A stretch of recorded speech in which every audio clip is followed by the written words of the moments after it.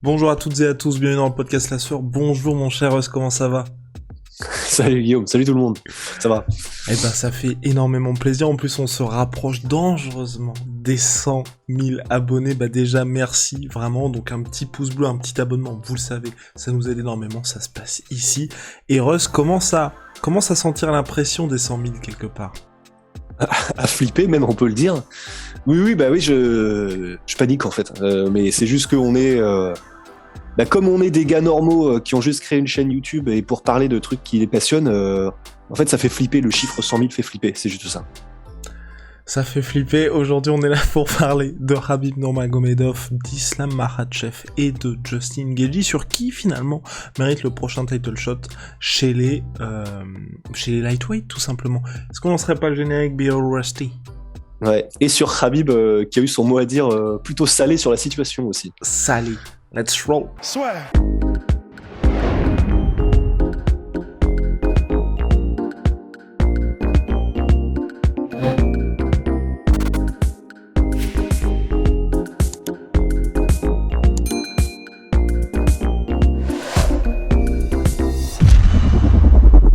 Khabib Nurmagomedov qui s'est sur Instagram qui s'est un petit peu lâché à l'encontre de Justin Gaethje, donc un Khabib on n'avait pas l'habitude de le voir aussi véhément quelque part, aussi piquant. Donc il a dit à Justin Gaethje: sur tes 8 derniers combats, t'as été fini 3 fois, Justin. T'avais l'opportunité de devenir champion, mais tu t'es endormi. Islam est sur une série de 9 victoires, 3 combats en 2021 et que des finitions. Ferme-la et admets qu'Islam mérite ce title shot. Virgule, pas toi. Point. Et en fait, là, je sais pas pour toi et je sais pas pour vous, mais quand j'ai lu ça, alors déjà j'étais en mode wow. Et en fait, c'est simplement que on commence à s'y faire parce que visiblement il s'exprime sur beaucoup de sujets et il est, j'ai l'impression, de plus en plus véhément, en tout cas. Et que ce soit par rapport à sa sortie sur José Aldo, où il avait vraiment taclé José Aldo assez salement, et que ce soit sur ça, en fait, on n'a pas l'habitude, mais je crois qu'il va commencer à falloir s'y faire. Ça n'est pas le Khabib qu'on a connu quand il était combattant, quoi.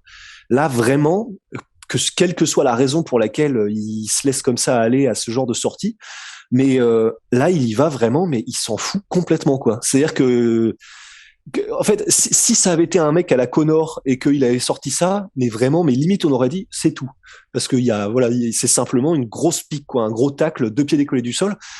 Mais venant de Khabib, c'est tellement étrange. Enfin, vraiment là, depuis sa retraite, on a l'impression qu'il se laisse aller un petit peu au trash talk, qu'il se laisse aller à, parce que en fait, et la raison pour laquelle je dis ça, c'est parce qu'il aurait très bien pu dire: je pense que Islam Makhachev mérite plus le titre. Il est sur 9 victoires consécutives.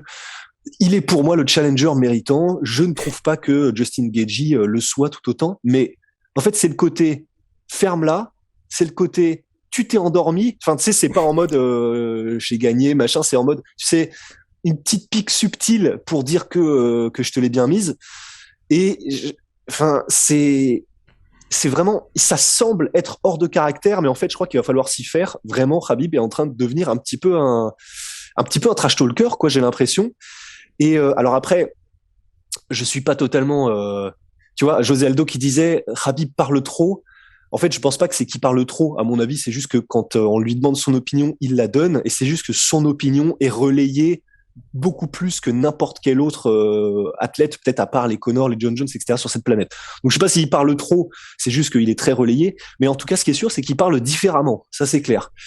Et donc, pour revenir à ce sujet qui nous intéresse, qui est donc le titre lightweight et qui est méritant, en fait, pour Islam Makhachev, alors oui, est-ce qu'il est méritant pour le titre? Pour moi, pas encore, parce que c'est pas simplement le nombre de victoires consécutives, c'est qui tu bats. Parce que sinon, on pourrait aussi faire l'argumentaire que Beneil Dariush le mérite tout autant. Qui est mieux donc, classé que Justin, qu'Islam Makhachev.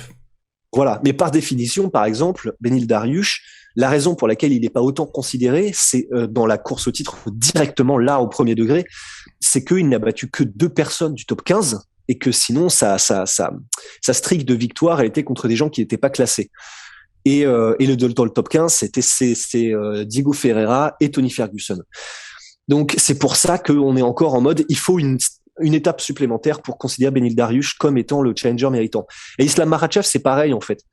C'est pour ça que c'est pas forcément, je trouve que ça n'est pas juste de dire, juste de faire des mathématiques simples, en fait, de dire 9 victoires d'affilée, toi, t'as été fini sur ces 3 derniers combats. Enfin, c'est pas juste de dire ça, parce que faut voir qui a affronté Islam et qui a affronté Justin. Et c'est pas les mêmes agneaux, quoi. Enfin, c'est pas la même clientèle.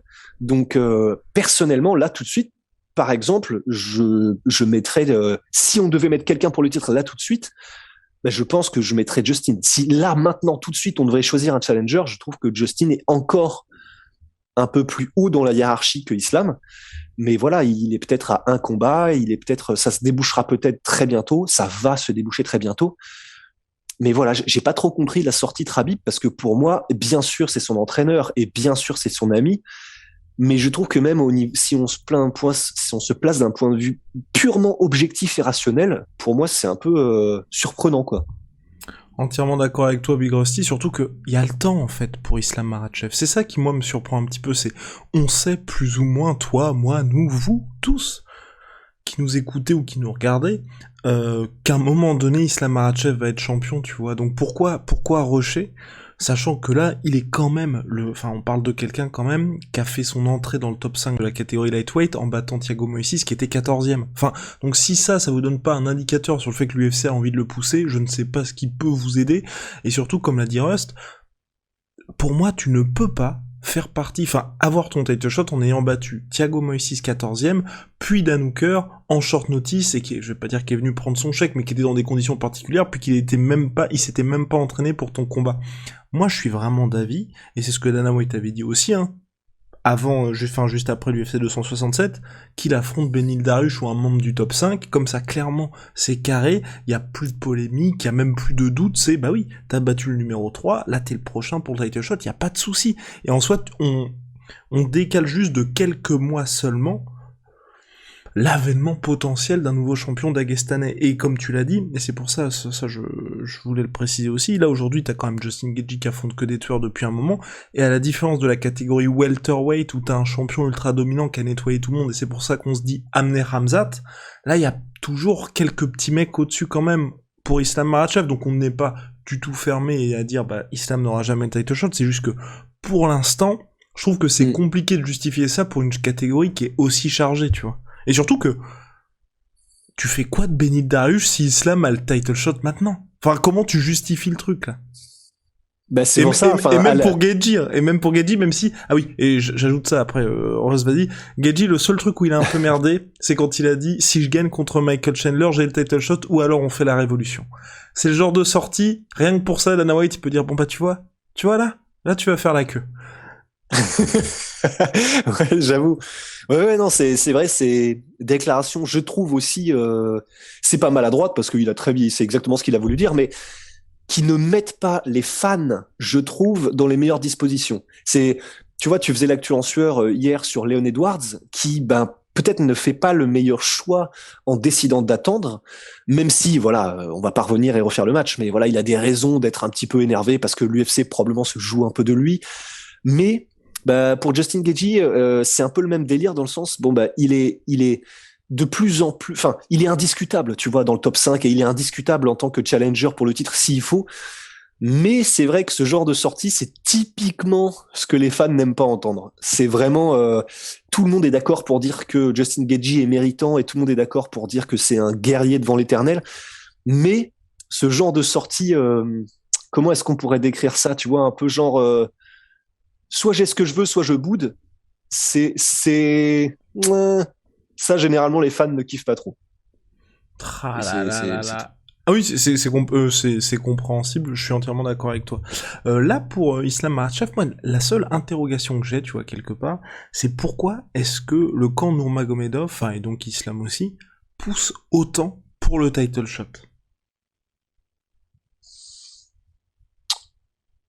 Je pense qu'il y a peut-être une partie de... on le sait aussi, hein, enfin, pas de source sûre, parce que ça n'a déjà, tu sais, c'est un peu nébuleux, mais tout porte à croire que effectivement personne depuis déjà un bout de temps ne veut affronter Islam Makhachev non plus en fait. Donc je pense qu'il y a peut-être aussi un côté de la part du camp et du clan le Khabib, les Eagles MMA, il y a peut-être un côté, vas-y, enfin, en vrai, c'est chiant, tu vois. Il y a peut-être un côté, allez, à un moment donné, bon, soit vous nous filez un truc, soit on arrête de tourner autour du pot, mais c'est relou. Et ça peut être compréhensible parce que imaginons que derrière les rideaux, tout le monde continue de dire non, non, non, non, non, dès qu'on leur propose Islam Makhachev. Ben, c'est vrai qu'au bout d'un moment, c'est un peu relou. C'est exactement ce qui s'était passé là sur le dernier combat. Et c'est pour ça d'ailleurs que l'UFC a fait faire un bond dans le classement à Islam Makhachev en mode bon bah si personne ne veut l'affronter, au moins mettons-lui un classement de port. Comme ça, bah peut-être que les gens seront un peu plus chauds. Mais je pense que c'est peut-être lié à ça en fait. Il y a peut-être un côté un peu d'énervement parce que ils font tout ce qu'ils font, c'est-à-dire gagner pour avoir le title shot. Ils affrontent tout le monde pour l'avoir et pourtant, ben ça n'est pas là. Donc je pense qu'il y a peut-être un peu de frustration. Ouais, je pense aussi, bah, et puis on en parle assez souvent, je pense qu'il y a aussi le côté financier, parce que c'est vrai qu'à partir du moment où t'as le title shot, tu fais un bond extrêmement intéressant dans la hiérarchie, mais c'est vrai qu'ensuite, là, il y a pas mal de questions qui se poseraient personnellement. Moi, j'aurais rien contre que l'UFC organise Justin Gaethje contre le vainqueur de Charles Oliveira contre Dustin Poirier. Quoi qu'il arrive, je pense que ça fait un combat, mais de l'espace, mais vraiment de l'espace, et puis ensuite, le vainqueur d'Islam Makhachev, Benil Dariush, je pense vraiment que ça va être Islam Makhachev, mais au moins, tu vois, c'est un peu comme quand l'UFC avait donné le title shot à Demian Maia en welterweight, tu vois.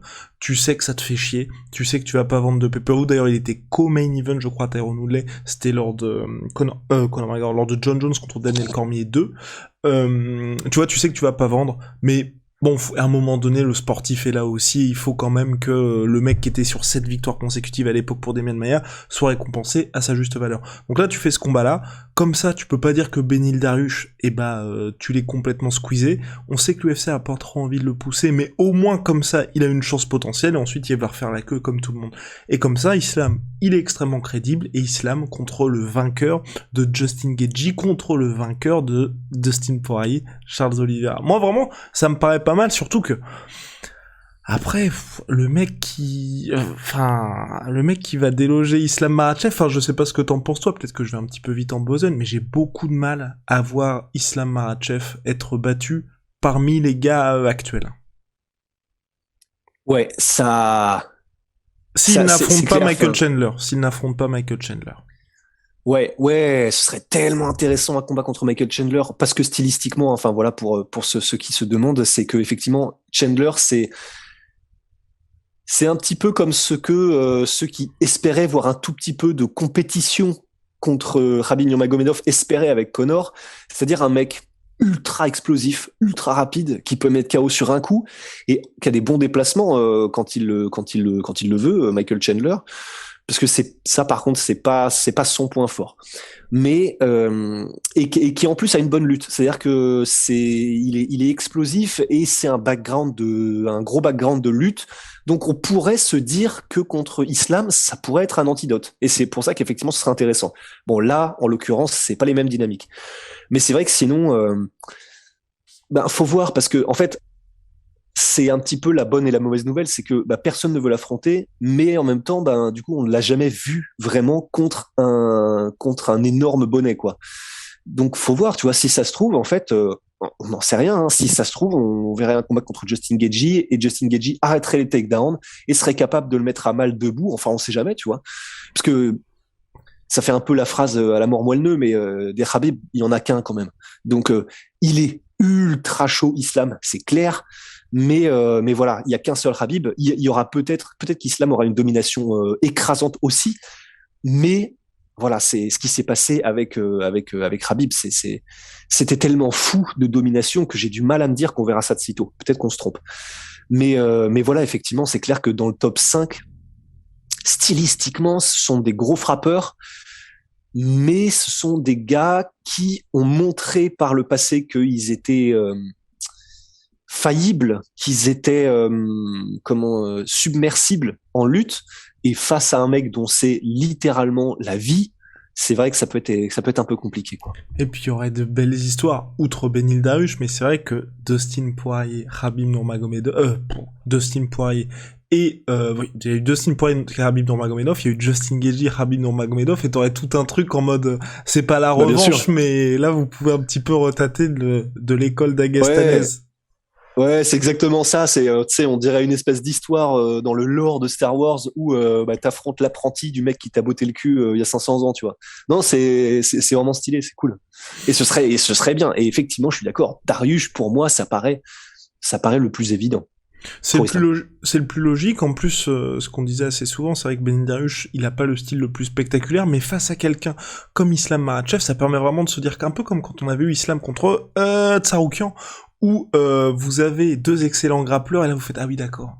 En fait, il y a un certain niveau. Il y a les mecs qui sont très bons et le niveau Islam Makhachev, parce que c'était que ça. Je crois que sur le combat, j'ai plus la stat, mais il a dû mettre peut-être 9 coups Islam, et puis, enfin, où ça devait être 11 coups pour Islam, 9 coups pour Tsaoukian, en 15 minutes. Hein.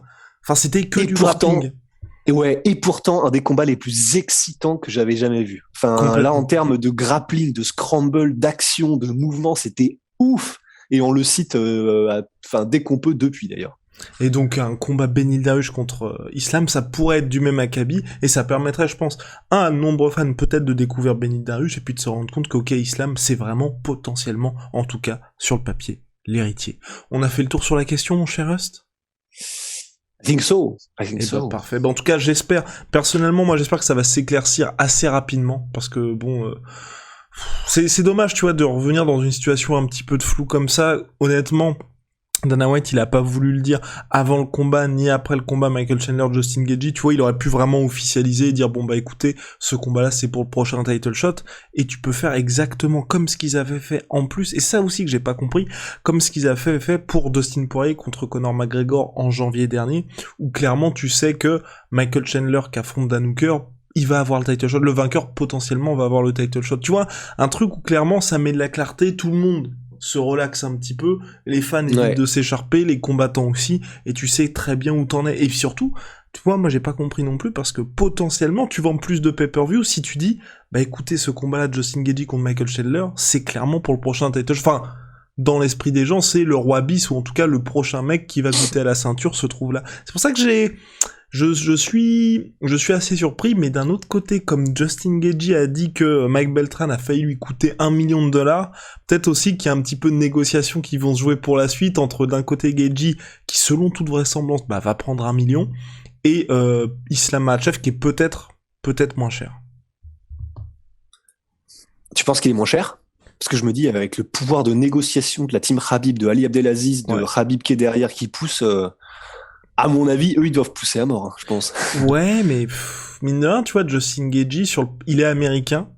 C'est un mec où tu sais que chaque fois qu'il combat, t'as le combat de la soirée. Donc tu peux le mettre sur n'importe quelle carte, tu sais que le mec va te vendre la carte. Et puis 3, mine de rien, je pense que ce qui a aussi rassuré Justin Gaethje, t'as vu le Madison Square Garden en ouverture de carte? Oh là là. Non mais c'était rempli de chez rempli. Enfin c'est presque à se dire potentiellement, hein, je suis peut-être un peu vite en besogne, mais que ce combat-là était plus attendu que le main event, quoi. Parce qu'entre l'ambiance qu'il y avait, qui était absolument dinguissime, et le fait que tout le monde, tous les mecs sont venus 2h30 en avance pour voir Gaethje Chandler. Donc le mec qui est là, qui a fait les petites négociations, surtout Rust, Justin Gaethje est aussi représenté par Ali Abdelaziz. Hein. Oh, c'est vrai. Et donc tu vois, tout ça, ça fait qu'à mon avis, le camp Gaethje se dit, bon ok, chaque fois qu'on arrive, c'est banger sur banger. En plus, sportivement, on est là pour envoyer. Et puis, tu vois, tous ces derniers mois avec l'UFC, l'ambiance avait pas l'air d'être au beau fixe, parce que ça fait plus d'1 an qu'il avait pas combattu Justin Gaethje. Il avait quand même dit aussi avant qu'il y ait Chandler Oliveira que, selon lui, c'est lui qui méritait d'avoir le title shot, même s'il restait sur une défaite contre Khabib. Donc je pense que, tu vois, il y a eu quelques petites tensions sur sa situation contractuelle avec l'UFC, donc je pense que Dana White, il a envie de se laisser les options ouvertes pour le prochain title shot, mais je trouve que c'est dommage. Ouais, je suis d'accord.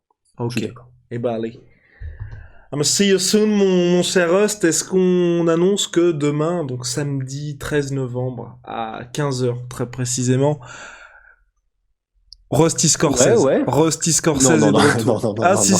Si, j'annonce Rusty Scorsese est de retour avec le documentaire Nassourdine. Je le vends parce que Rust est beaucoup trop humble. Parce qu'il est pas fini, surtout. Il est pas fini, non, mais il est pas fini, mais sauf que là, il apporte les petites touches nécessaires, ça va être une dinguerie, et celles et ceux qui ont émis quelques doutes sur Rust il y a quelques temps. Ça risque de piquer. Allez, mon cher. Non, faut pas dire ça, parce qu'il y a toujours énormément de critiques à avoir. Ouais, mais non, mais mais en tout cas, le step on aura up est fait du réel. mieux qu'on peut. Le step up est réel. Non, et puis c'est beau, là. C'est beau. Bon, en tout cas, il reste encore pas mal de taf, mais on le sort demain. Allez, bon bah du coup, samedi 15h, Nassourdine Imavov à New York City, Big Apple. Yeah. À la prochaine. Big shout out à My Sweet Pea, My Sweet Protein, moins 38% sur tous mes protéines avec le code là sur. Oh là là là, nous manquons à tous nos devoirs. Et puis, vous le savez bien évidemment, Venom, sponsor de l'UFC, sponsor de la soirée Itsume.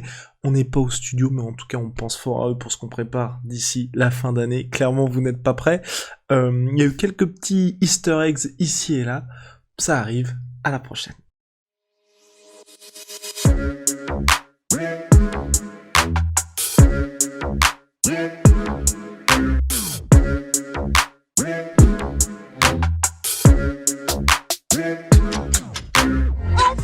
Come and pay